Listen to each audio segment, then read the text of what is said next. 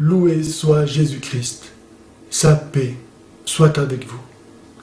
Jésus-Christ, parce qu'il est Dieu fait homme, est aussi l'homme parfait. En lui, la nature humaine a atteint à sa plénitude de réalisation, à sa perfection. Ce qui est vrai dans l'ordre naturel est vrai aussi dans l'ordre surnaturel, en distinguant bien ici la divinité de Jésus de la grâce sanctifiante qui était celle de sa nature humaine. En effet, sa nature humaine, étant celle de Dieu, le Fils, et donc étant unie à sa nature divine, reçoit d'être divinisée dans l'unité de sa personne, ne faisant qu'un avec Dieu, elle est elle-même divinisée et devient par la même source de divinisation pour toute l'humanité. Jésus-Christ, comme Adam, contient dans sa nature humaine toute l'humanité. Adam contenait toute l'humanité pour lui donner le péché et la mort, et Jésus-Christ contient toute l'humanité pour lui donner, avec le salut, la sanctification, la vie éternelle.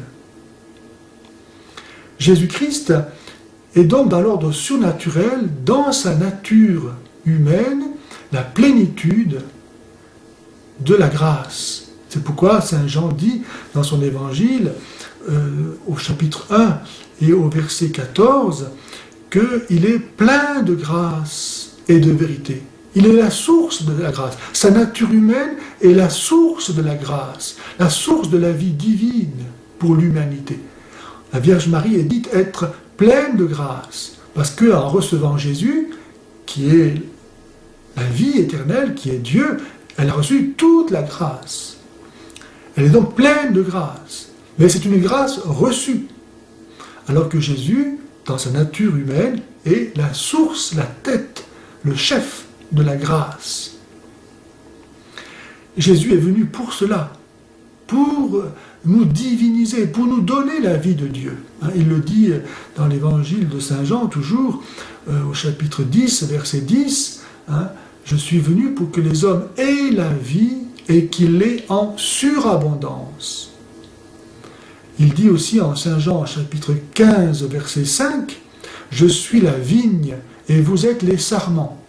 Les sarments reçoivent la même sève que reçoit le cep. Ils vivent de la même vie que celle dont vit le cep. Et c'est ainsi que les hommes unis, parce qu'ils partagent la même nature humaine que celle du Christ, unis au Christ, greffés au Christ par le baptême, en étant unis à sa mort et à sa résurrection, c'est-à-dire de façon totale, absolue, définitive, vont pouvoir aussi bénéficier de la grâce, c'est-à-dire de cette participation de la nature humaine du Christ à la vie de sa nature divine. Voilà pourquoi saint Paul, Galates 2, 20, disait « Je vis, mais ce n'est plus moi qui vis, c'est le Christ qui vit en moi. » L'Église n'est pas autre chose que le Christ répandu et communiqué dans l'histoire et dans le monde. C'est l'incarnation de Dieu qui se poursuit à travers les hommes qui veulent bien s'offrir en sacrifice de louange, d'adoration à Dieu qui vient vers eux pour leur donner sa vie de par la communion à sa nature divine qui est la plénitude de la grâce.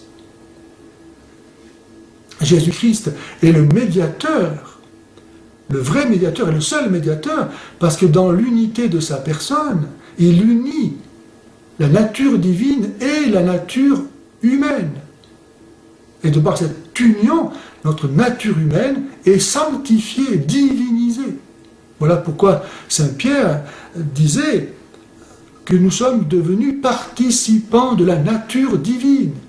Ou bien saint Paul dans l'Épître aux Hébreux, chapitre 3, verset 14, vous êtes devenus participants de la nature divine, participants du Christ. Et Colossiens 2, 9 nous voyons aussi cela. C'est Paul qui dit, en Jésus habite corporellement toute la plénitude de la divinité. Et vous vous trouvez en lui associé à sa plénitude. Où trouver plus grande grâce, plus grande joie que de partager dans le Christ la vie même de Dieu?